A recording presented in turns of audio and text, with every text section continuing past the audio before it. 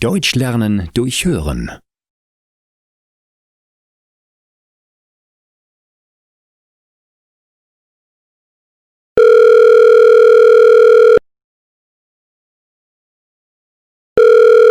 Ja? Hallo Ariane, ich bin's Miri. Oh, hallo. Schön, dass du dich meldest. Ich wollte dich gestern auch schon anrufen, aber als ich dann zu Hause war, war es schon 21 Uhr. So spät? Wo warst du denn? Naja, ich habe zurzeit viel im Büro zu tun. Eine Kollegin ist im Mutterschutz und die andere Kollegin ist seit 2 Wochen krank. Ich muss also die Arbeit der beiden Kollegen auch erledigen. Da mache ich immer erst spät Feierabend. Gestern war ich bis 18 Uhr arbeiten. Oh je, das ist ja echt lange. Bekommst du keine Unterstützung von deinen Kollegen? Du kannst doch nicht für 3 Personen arbeiten. Ach, momentan ist es ganz schlimm bei uns. Ganz viele Kollegen sind krank und 3 haben gekündigt. Die restlichen Mitarbeiter müssen nun die doppelte Arbeit erledigen und Überstunden machen. Da bleibt uns leider keine andere Wahl. Meine Chefin hat bereits mehrere Bewerbungsgespräche geführt, damit sich die Situation schnell wieder bessert. Aber wenn du um 18 Uhr Feierabend hattest, warum warst du dann erst um 21 Uhr zu Hause? Ich gehe doch immer mittwochs zum Sport. Bei der ganzen Büroarbeit brauche ich ein wenig Bewegung als Ausgleich, sonst bekomme ich immer ganz fürchterliche Rückenschmerzen. Ja, stimmt.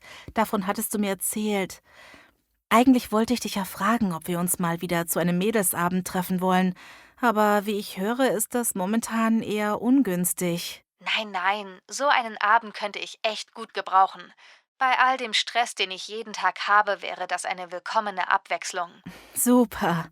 Susanne und Marie haben auch schon zugesagt. Die hätten beide am Freitag Zeit. Freitag klingt super. Da mache ich einfach mal eher Feierabend. Das wird mir gut tun. Oh, ich freue mich so. Dann treffen wir uns am Freitag um 18 Uhr bei mir zu Hause. Sehr gerne. Dann bis morgen. Bis morgen, Ari.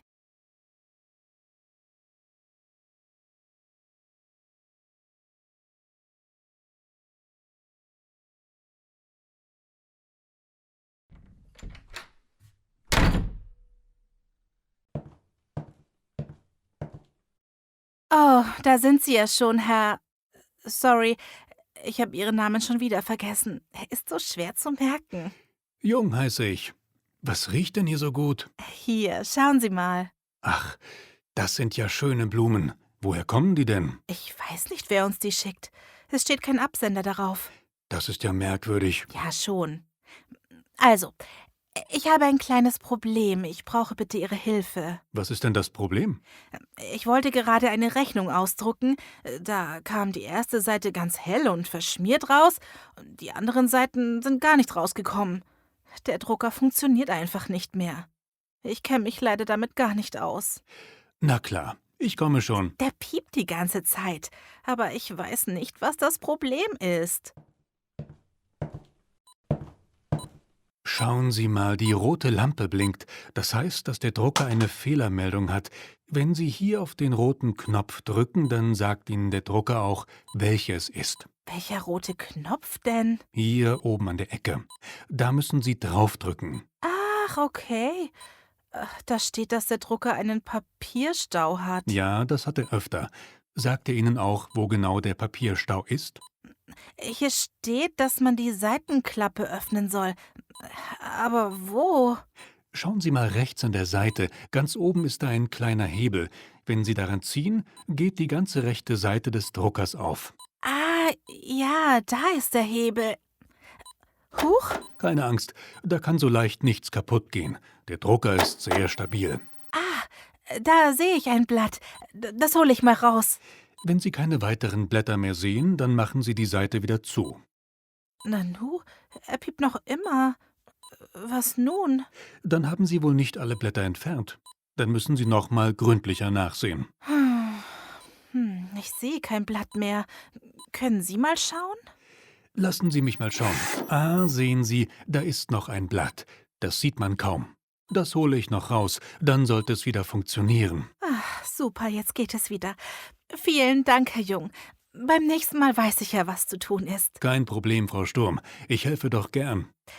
Ich gehe gleich zum Mittagessen in die Kantine. Wollen Sie mitkommen? Ja, sehr gerne. Wissen Sie, was es heute gibt? Ich glaube, dass ich etwas von gefüllten Paprikaschoten mit Kartoffeln gelesen habe. Oh ja, das gab es schon lange nicht mehr. Die sind immer sehr lecker. Sehr schön. Dann lassen Sie uns gehen. Gerne.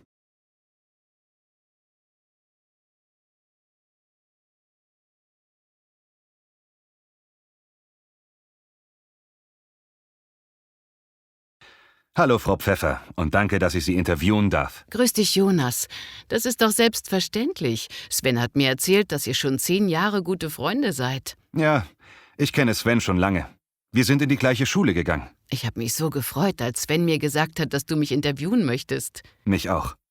Wir haben Kameras und Scheinwerfer aufgebaut. In 5 Minuten fangen wir an. Ich bin ein bisschen aufgeregt. Ich hol mir ein Glas Wasser. Möchtest du auch eins? Ich hätte lieber einen Kaffee, wenn es keine Umstände macht. Überhaupt nicht.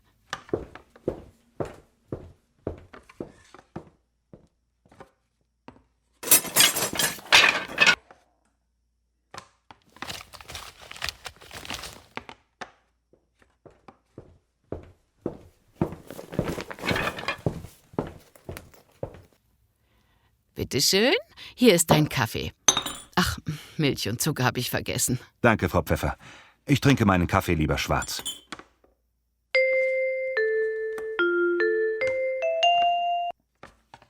Hallo und herzlich willkommen bei unserer Serie Gute Idee, in der wir euch interessante kleine Geschäfte vorstellen. Heute sind wir bei Frau Pfeffer in ihrem Müsli-Shop.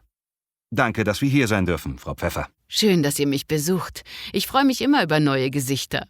Frau Pfeffer, Sie haben diesen Laden letztes Jahr eröffnet. Erzählen Sie doch mal, was Sie zu diesem Geschäftsmodell inspiriert hat. Genau. Dieses Geschäft gibt es jetzt seit 10 Monaten. Dazu inspiriert hat mich mein Sohn, Sven. Er ist Student und isst seit 10 Jahren zum Frühstück immer Müsli.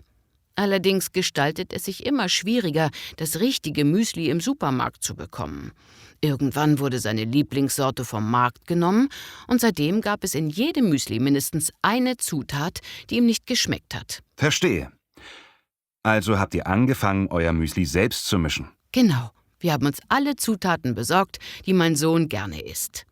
Irgendwann habe ich mal bei ihm gekostet, aber da waren Kokosflocken drin, die mag ich ja gar nicht. Also hat er mir mein eigenes Müsli zusammengestellt. Und was soll ich sagen? Es war köstlich.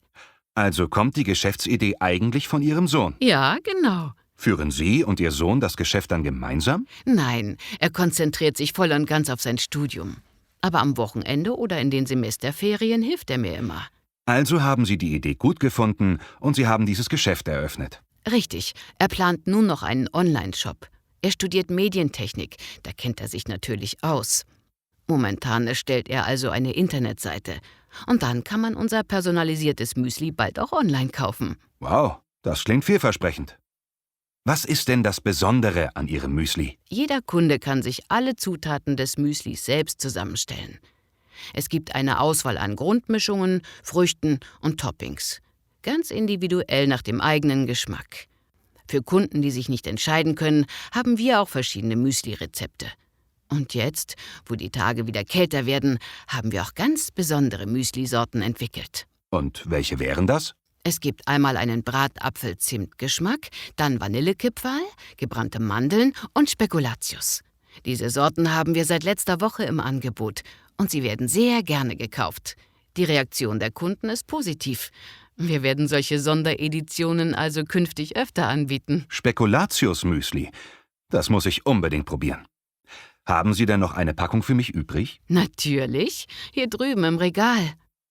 Haben Sie denn mittlerweile auch Stammkunden, die regelmäßig zu Ihnen kommen? Ja, sehr viele sogar. Am Anfang war ich mir nicht so sicher, ob der Laden weiter so gut geht. Aber nach ein paar Wochen hatte sich der Müsli-Laden unter den Studenten schon großen Zuspruchs erfreut. Seitdem kommen täglich neue Kunden und wollen es auch mal ausprobieren. Einige sehe ich fast jede Woche hier. Wenn Ihr Geschäft so gut läuft, eröffnen Sie dann noch weitere Läden oder reicht Ihnen vorerst der Online-Shop? Nein, weitere Läden sind erst einmal nicht geplant. Aber wer weiß? Ich finde Ihre Geschäftsidee auf jeden Fall spitze.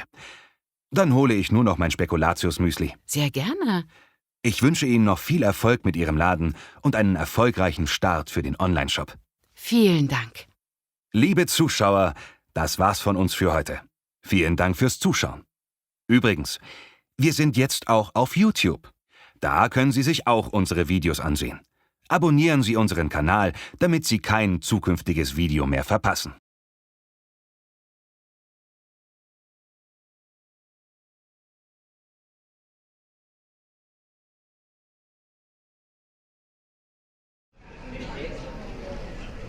Hallo Sophia. Hallo Jonathan, was machst du denn hier? Ich habe gerade Feierabend und einen riesigen Hunger. Da dachte ich mir, dass das kleine Restaurant direkt gegenüber der Arbeit doch perfekt ist. Sehr lustiger Zufall. Genau deswegen bin ich auch hier. Ich hatte heute ein Meeting nach dem anderen und habe nichts zu Mittag gegessen. Ich habe bereits bestellt. Darf ich mich zu dir setzen? Na klar, setz dich. Ich freue mich über Gesellschaft. Danke. Und, wie läuft es bei dir? Ich glaube, ich werde mir einen neuen Job suchen. Was? Wieso das denn? Ich dachte, dass du eigentlich ganz glücklich in der Firma bist. Ja, in der Firma schon, aber die Kollegen in der Abteilung machen mich wahnsinnig. Ich habe in den letzten Wochen gemerkt, dass ich das einfach nicht mehr will. Was stimmt denn mit den Kollegen nicht? Ach, ich glaube, dass in dieser Abteilung einfach zu viele Frauen arbeiten. Sie lästern die ganze Zeit über unsere Chefin. Letzten Donnerstag ist meine komplette Abteilung gemeinsam zum Mittagessen gegangen. Nur ich musste im Büro bleiben. Ich habe mich noch nie so blöd gefühlt. Darauf habe ich einfach keine Lust mehr. Das ist nicht dein Ernst. Was ist denn das für eine Aktion? Hast du das mit deinen Kollegen besprochen? Was soll ich denn sagen? Sie waren alle gemeinsam essen und wollten mich nicht dabei haben.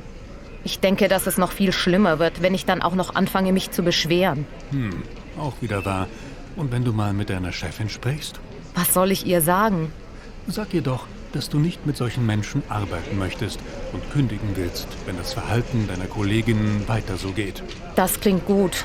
Vielleicht solltest du dieses Gespräch für mich führen. Nein, Spaß. Vielleicht hast du recht. Ich werde morgen mit ihr sprechen. Ich habe ja nichts zu verlieren. Richtig.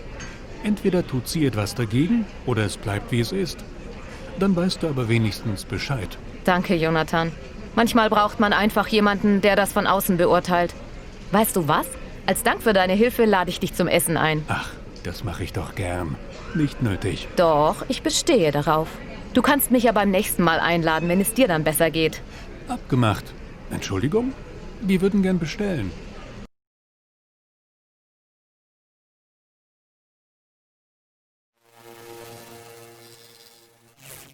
Deutsch lernen durch Hören.